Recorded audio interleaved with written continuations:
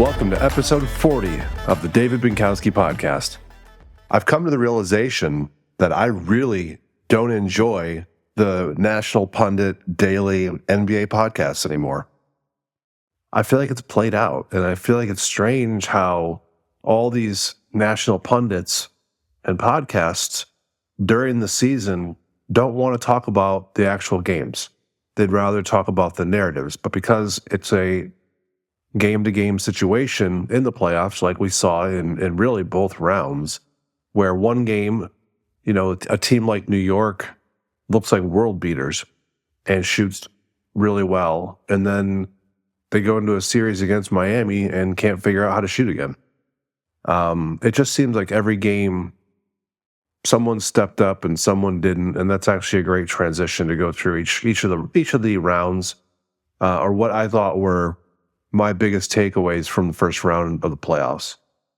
I think that the Bucks, who were the number one seed and favored to win, they were not healthy, obviously, and they're old.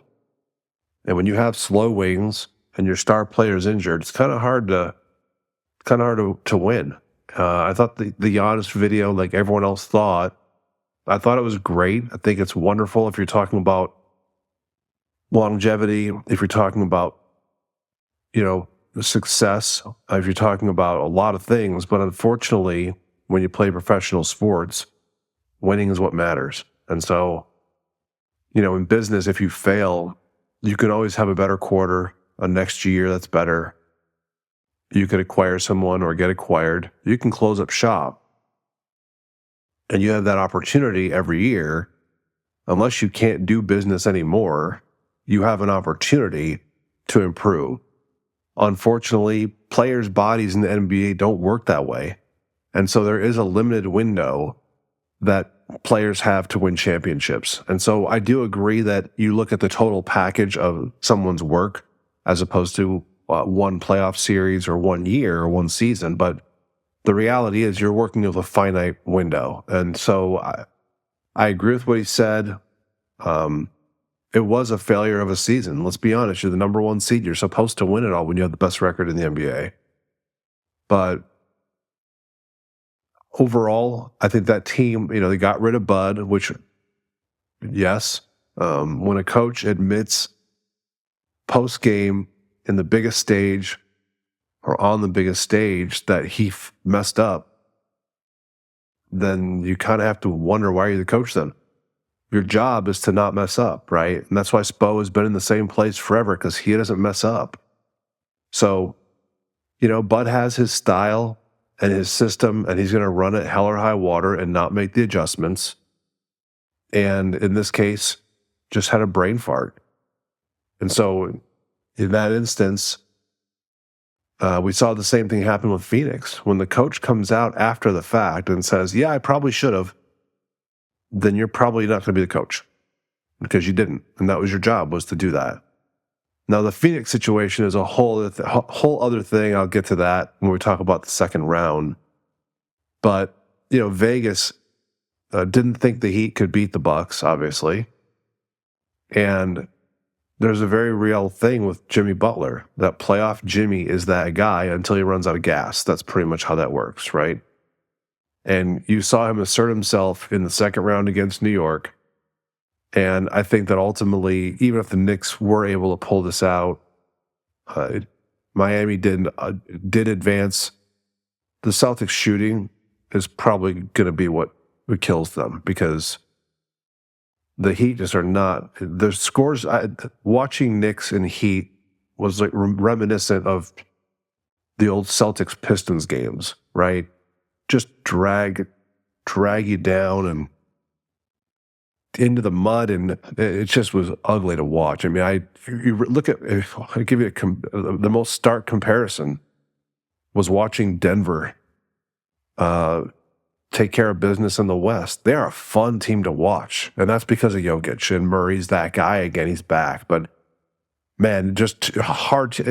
I understand if you're a Knicks fan, you're excited to be back in the playoffs, and you should be excited. You've got a great future. You've got a great player in Brunson, but I still don't think New York is a destination whether it's because of not having a number 2 guy, or whether it's because of New York State taxes or whatever, or the Dolan legacy.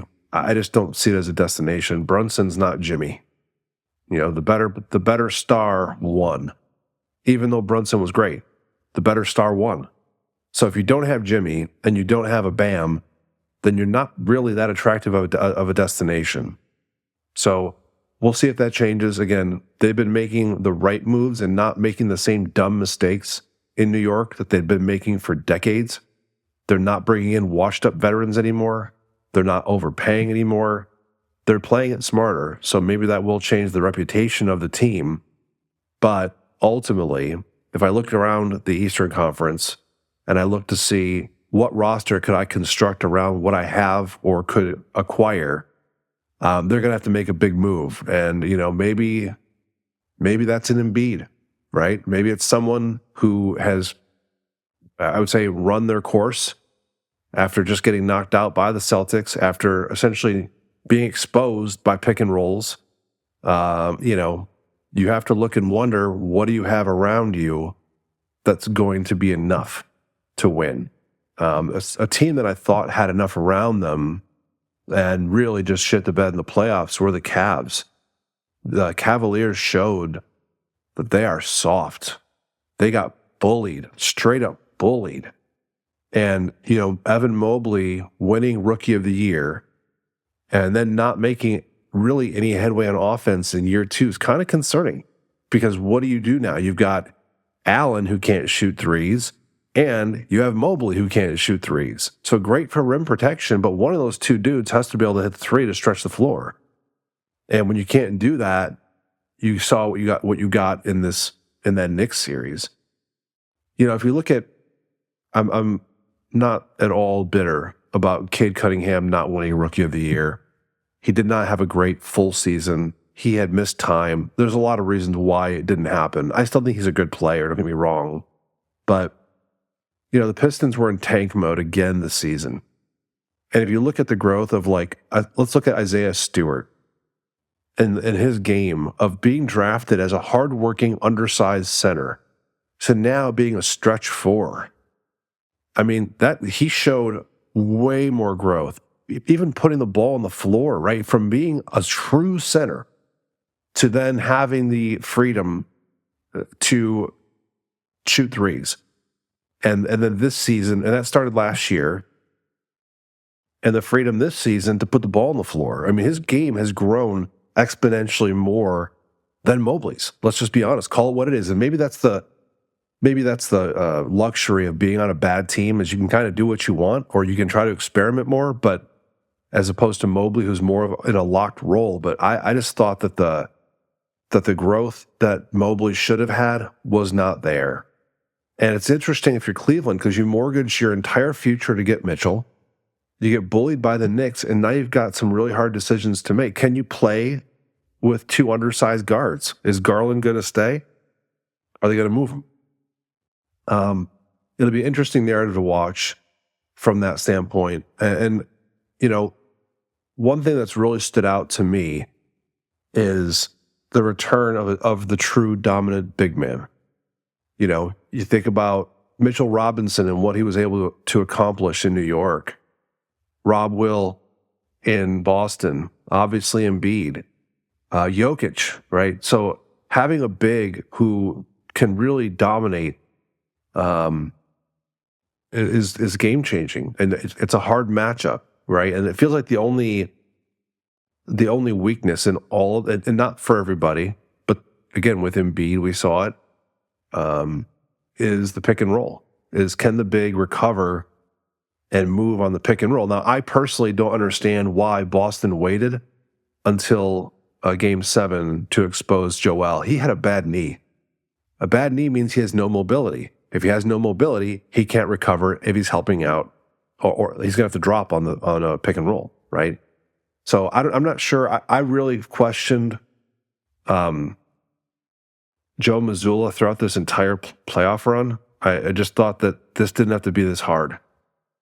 When you're letting like the missed timeouts. You're letting your players essentially coach when you do that, by letting them take over the flow of the game when there really wasn't much of a flow.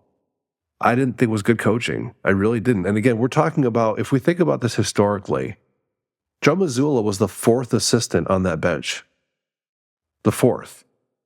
And the guy they should have got or kept was the assistant that went over to Utah, right? So there's going to be a learning curve. I'm not saying he's a bad coach. It shows he's a young coach. Not taking timeouts, not knowing when to insert yourself, and when to actually coach and manage a game. That's rookie shit. That's all rookie stuff. So could he get out coached in the Eastern Finals by Spo? You bet your ass he can. You bet your ass he can. Now, again, Jason Tatum, who I crapped on publicly last year for how he went out, was about to get the same treatment again up until the last 5 quarters of basketball that he's played. And I don't think it's, he said, I'm one of the greatest players in the world, so I should play like it, or I know I can do this. Well, why don't you do it all the time? Just trying to figure that one out. Why keep something in the tank? And again, it doesn't make sense to me that someone who's that good and can be that dominant would be that passive or that bad. I mean, he's started games, 0 for 7, 1 for 11, just awful. It's a lack of focus, quite frankly. Joel Embiid, mortgaged his entire regular season to win the MVP. That's what he did. And I was skeptical. I started calling James Harden Hardini, because he did for a few games in this last series with Boston, where he shows he can really create some magic. Like, he has that in him, the Houston Harden. Again, maybe not as quick, but still can hit shots. And the other side of Hardini is when he fucking vanishes. Like, he just does not show up to play. And it's almost, I'm not going to go too far into what Ja Morant just did by showing his team and the NBA he's not a leader and he's not mature. I get that same vibe from Harden. You'd rather be in a strip club and going down to the Caribbean and fucking around, essentially, instead of winning a title. I've really, I'm happy that Joel Embiid won, and it came with a cost. And that cost is you're probably losing Harden. It looks like Doc's not going to get fired based on Joel's endorsement of him after the game. But they've got some serious problems in Philly. And could this be the end of the run with Joel in Philly? Because where do they go from here? Where do they go from here, right? It's not a roster that is... There's some nice pieces, but again, look at who's above you. Look at who just beat you. And for you to try to, essentially obtain those same pieces is going to be very difficult. It's going to be very difficult. I'm not optimistic on Philly's future. In the second round, Suns Denver was so much fun to watch because Jamal Murray's back. And if you remember, when they got to the conference finals in the bubble, this is that same dude that we're seeing again. We're seeing a true number 2 guy with Jokic. And he didn't have that. And that's the thing that they laugh about Jokic not having playoff success, but like Embiid hasn't had it either. It's been inconsistent there too. And he's unavailable.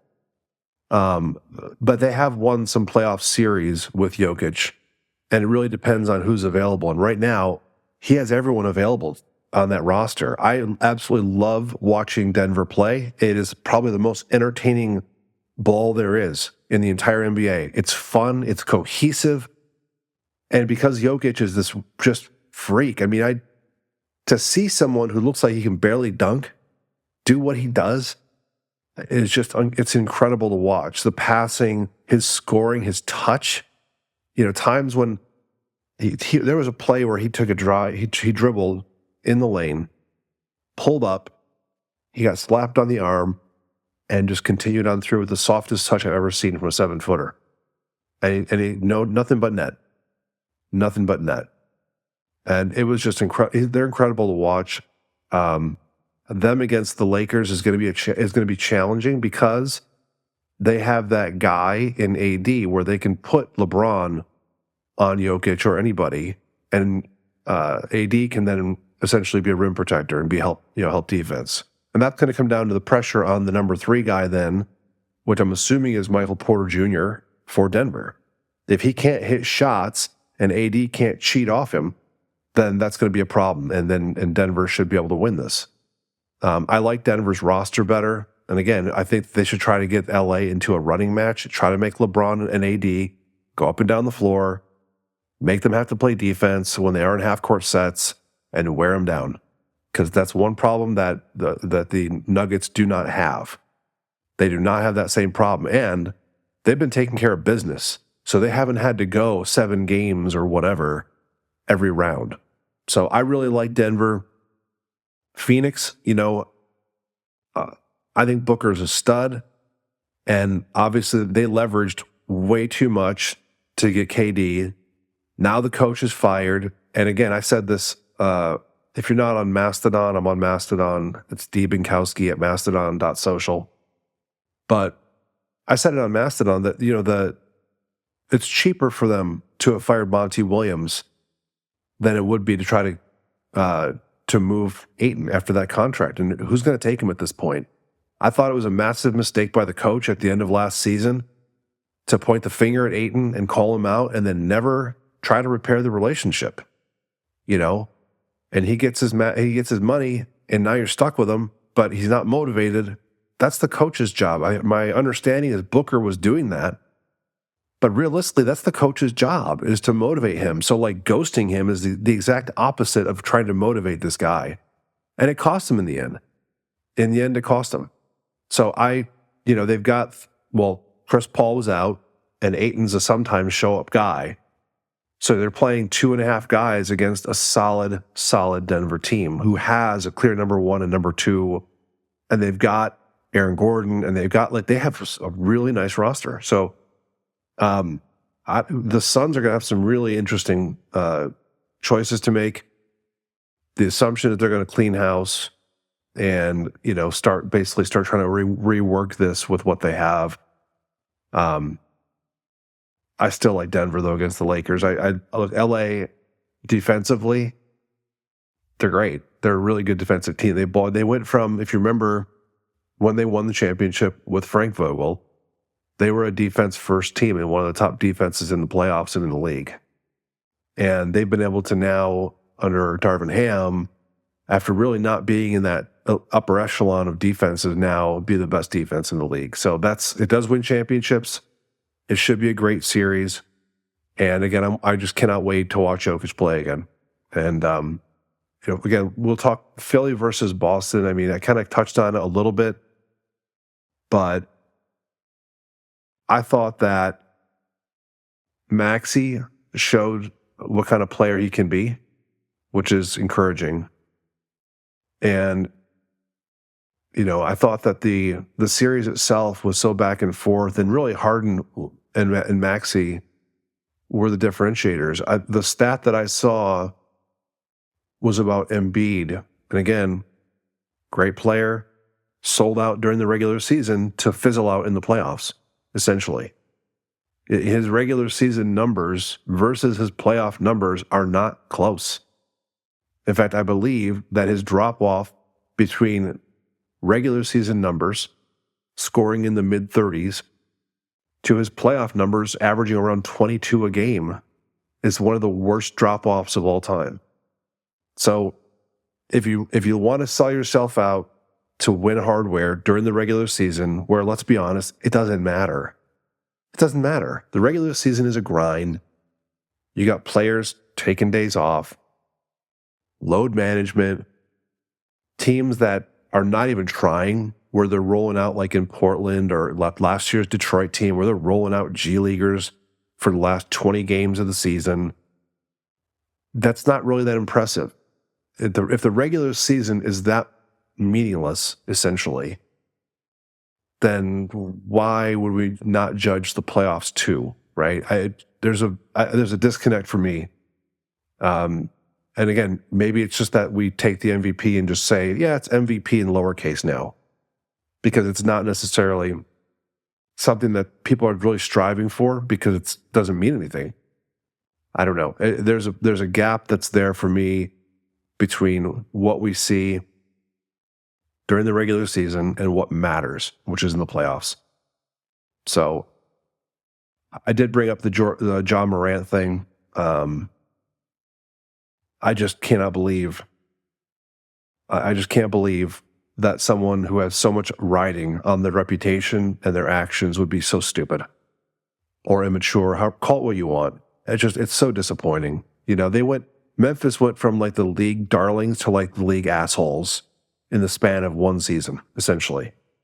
They're not bringing Dylan Brooks back. And now Ja, I mean, what choice does Adam Silver have but to suspend him? And again, I'm not going to get into a whole debate about Second Amendment rights and, right to carry, open carry, man. Like, look, there's a lot of things that are legal, okay, or considered to be legal. When you're the face of a franchise, when you got in trouble for the same dumb shit just a few months ago, and then your boy who, is supposedly your best friend is taking you down this path of just getting suspended from the NBA. Like, I'm still trying to figure out, not many players in the world get shoe deals. That's rare air. That's the rarest of rare air if you get a shoe deal, right? And I'm not talking about like with And One or what. I'm talking about, Nike, Adidas, whatever, Under Armour, even Puma. The best players in the world don't always get shoe deals. So to get that is a huge endorsement and deal. To say that I have a shoe named after me, and maybe he doesn't give a shit, I don't know. But I'd be willing to wager that shoe deal, if it still is going to exist, is going to leverage Ja Morant way more fucking money than promoting some dumb fucking club in Atlanta with your boy. Right? I just basic math. Why would you risk your reputation and your career to promote a fucking nightclub in a town where you don't live? Like, it's the dumbest. I cannot. Dumb and immature. Dumb and immature. And again, to tell the league, to tell the media that I learned my lesson, I got to show it through my actions, not my words. Well, you're showing it through your actions, you're a fucking idiot. You're literally not a smart person. And you probably should have someone around you to manage you. Like, that's a real thing in Hollywood. Not all Hollywood people are the smartest people in the world. In case you didn't know that. They're pretty and they know how to read lines. But they may not make great decisions in their personal lives, which is why they have managers. And why they have people around them telling them what to do. In some cases, what to wear, how to cut their hair. Like, they have people who take care of them. And Ja Morant, you do not. You have a dumbass for a best friend whose self-interest is going to destroy your career. So I hope that's worth it. For whatever the outcome is, we'll see. But I cannot believe the stupidity, and I cannot believe how a team that went from being so well liked in the span of one season is now like, everyone's like, fuck these guys. Right? That's my NBA take. Feel free to find me on Mastodon or Spoutible. It's Debenkowski at Mastodon.social. It's Debenkowski on Spoutible.com. I have 3 things I want to cover now. And they're 3 things that are not basketball related. So if you love basketball and that's why you're listening, you can tune out. Thanks for listening. Great, rate, like, subscribe, all that fun stuff. And I appreciate you listening. The first thing I want to talk about is BluesSky. If you've never heard of BluesSky, this is a project that Jack Dorsey, right, from Twitter, he backed this venture called BluesSky, which is to create a new protocol that can be used for social networking or social media. And it supposedly looks and functions exactly like Twitter, except it's a decentralized version, basically federated media, kind of like Mastodon is. But there's a big catch to it. And the catch is that in the terms of service for BlueSky, once you're on there, they own everything. If you use their protocol, let's say that this BlueSky, this protocol they've created for it, let's say this protocol becomes rampant and every social media site uses it, even if you don't use BlueSky. In the terms of service, by using their protocol, they own your shit. They own your shit. And so I'm not going to use it. I refuse to use it.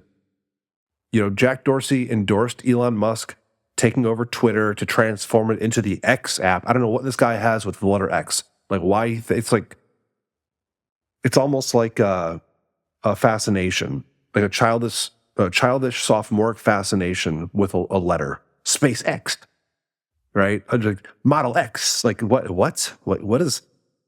It's a letter, dude. So the app itself, Twitter, is not the same app that it was a year ago. And it's going to continue to change to not be a social media app.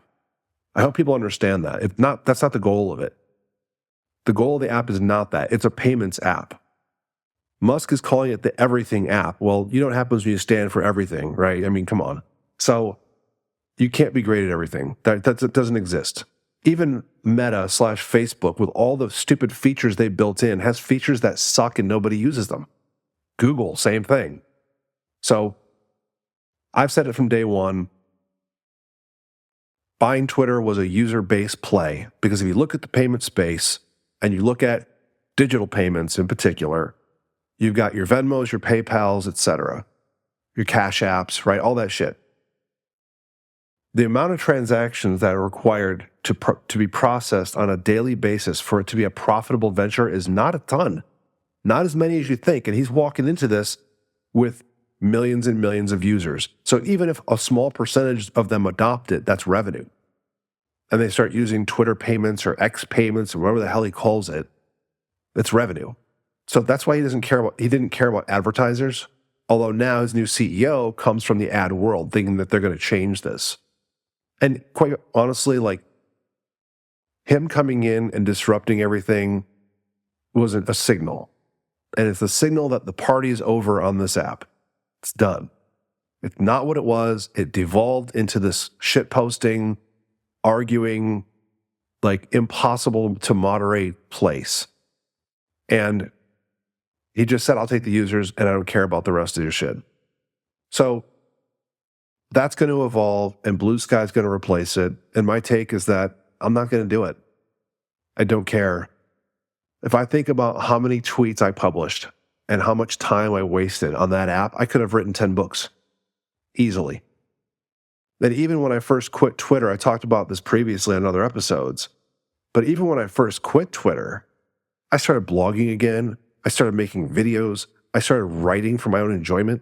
Like, life got a lot easier without having that mind share put into the ether and wasting time talking about things instead of doing things.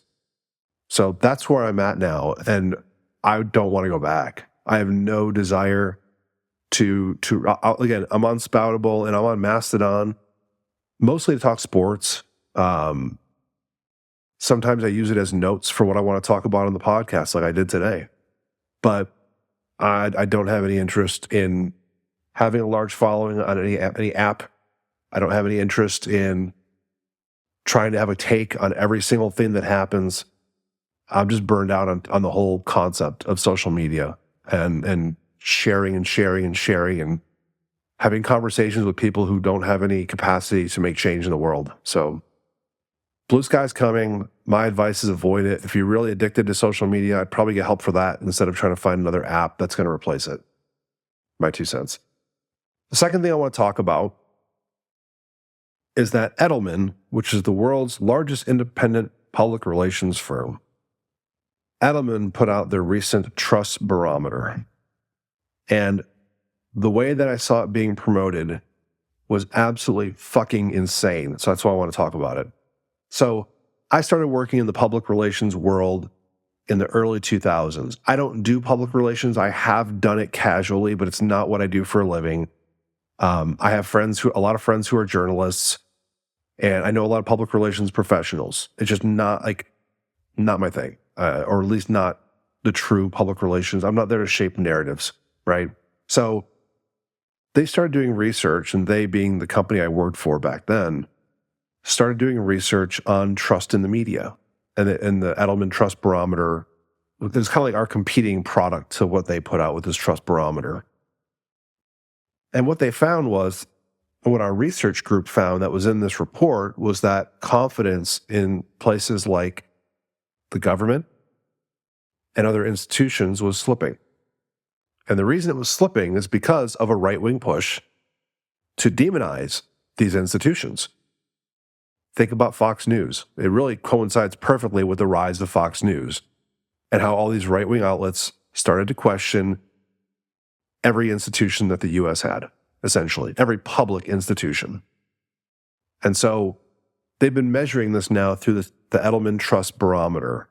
And they have every single category you can think of: media, education, higher ed, etc. Government as a whole. What do people trust?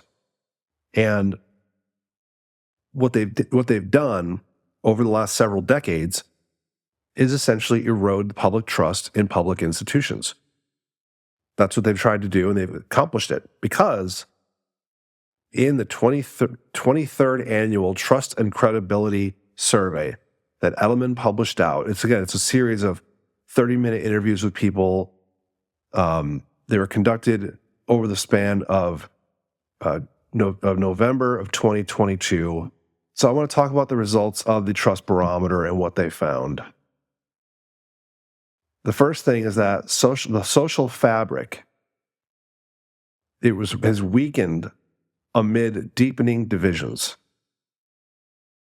So, a lack of faith in societal institutions has been triggered by economic anxiety, the media, disinformation, politicians and people who fund it, a mass class divide, capitalism, and a failure of leadership has brought us to where we are today, deeply and dangerously polarized. If only there was a party in the U.S. and specific people whose names and money were behind this, right? That's what's happened in the last 30 plus years, is that the money, the oligarchs of the U.S. have dumped a lot of money, and not just in the U.S., but I'm focusing on U.S. because of what we saw in 2016. They've dumped money into this on purpose.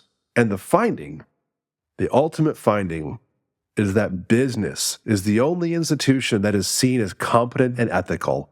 Are you fucking kidding me? Are you kidding me? Business.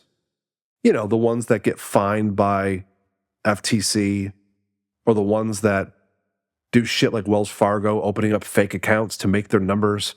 Business is the only institution that is seen as competent and ethical. Great job, fellas.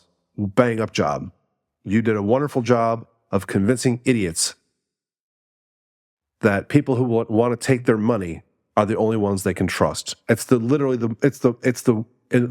great irony, of course, is that firms like Edelman, who work for big oil and big tobacco and all these other groups that are directly responsible for publishing these fucking news stories and for talking to these journalists. And I mean, look, when I was younger, much younger, but the number of PR people, public relations people to journalists was like 3-1. Then it became 6-1. Then it became 9-1. I think now it's like 20-1. Like, when you watch the news, and I hate to tell you it's not news, but when you watch the broadcast news, cable news is not news. Just throw it out. Throw it all out. But when you watch your local news even, not news. It's not news. And this was an example, I may have brought it up on this podcast before, where I worked for one of the large entertainment resorts, I guess you'll call it, in Florida. You can take your pick of which one. And I was leaving to go down there to do some training for their employees. And I put the news on because we were working on a campaign for them. And the campaign had an insight, which is that people in the U.S. aren't taking their vacation days, which is true because everyone wants to overwork. Because if I work 11 hours and you only work 8, I won't get fired, right? This fucking idiot mindset of work is the most important thing in the world.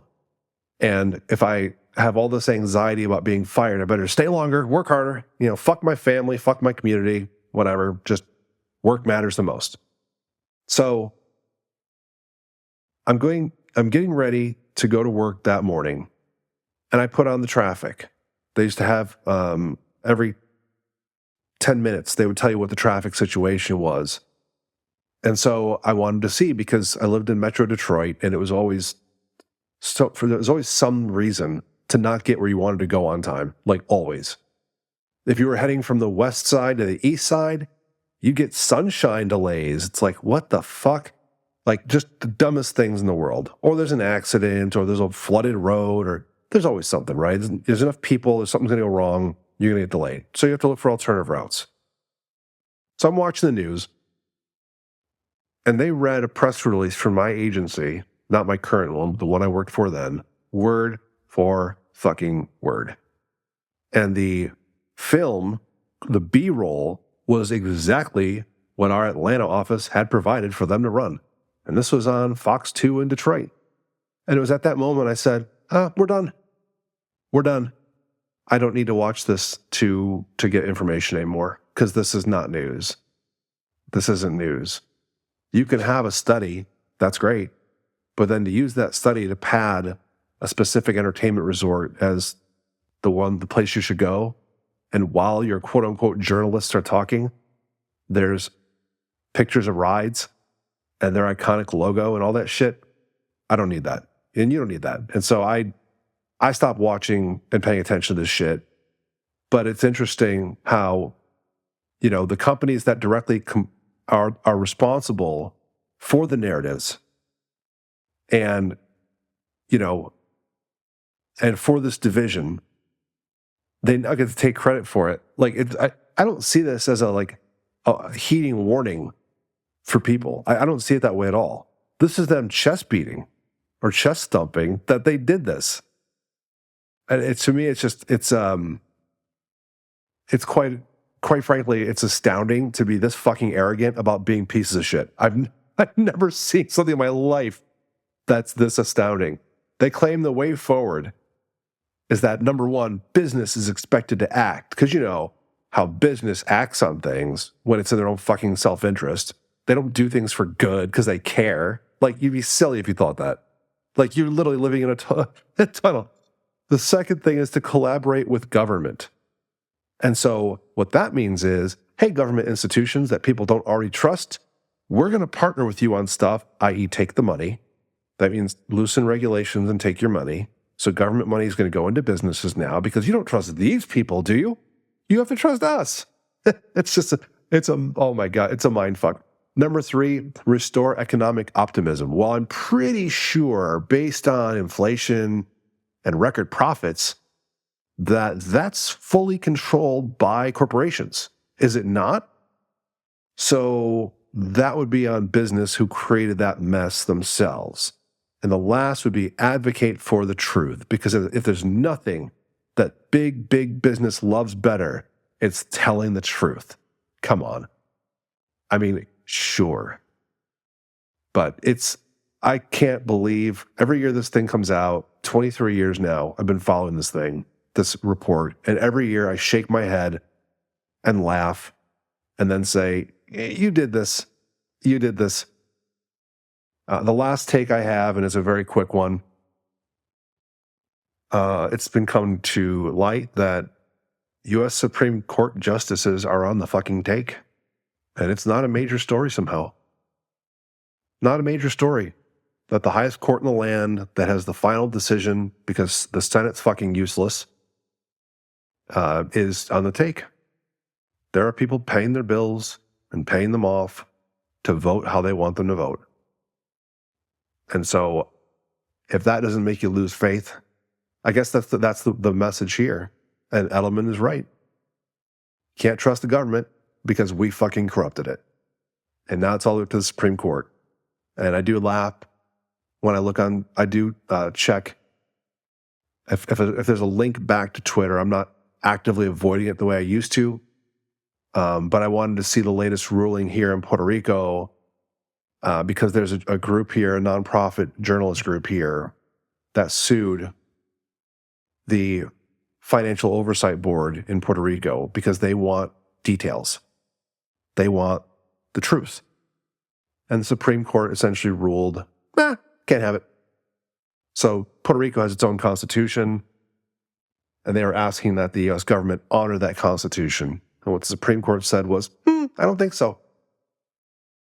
They essentially chose not to rule, which means we're not going to get any transparency around who's on the take here, who's profiting here, where's the money going, all these things. So if you want to know why for many years I told people on Twitter that Puerto Rico will never be a state and that things aren't going to change, you just got reminded again that it's not going to happen. All right, that's the end of the episode. Thanks for listening. It was a solo one, so hopefully not too boring. If you are on Apple Podcasts or Spotify, please do give me a 5-star rating. Again, if you are on social media, please feel free to follow me and share this. If you're on YouTube, please subscribe and like this video. And we'll see you next episode.